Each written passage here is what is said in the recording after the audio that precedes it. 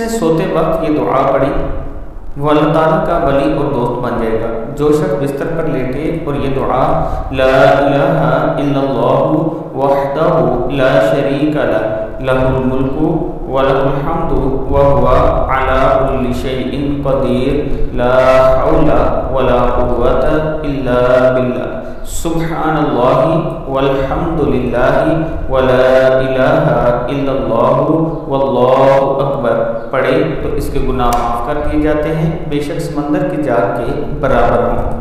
دکھ، تکلیف اور پریشانی کے لیے یہ دعا پڑھیں۔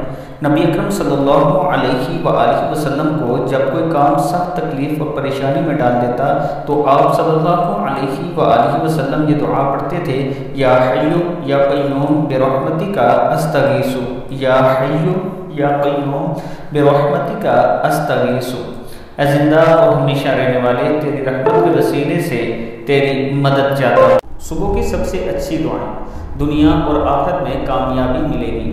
صبح یہ دعا آپ نے پڑھنی ہے، استغفر اللہ الذی لا الہ الا هو الحی القیوم واتوب الیہ، لا الہ الا انت سبحانک انی کنت من الظالمین، اللہم انک عفو کریم تحب العفو فاعف عنی، صدق اللہ العظیم۔ صبح کے ٹائم آپ یہ دعائیں خود بھی پڑھا کریں، اپنے بچوں کو بھی سکھائیں۔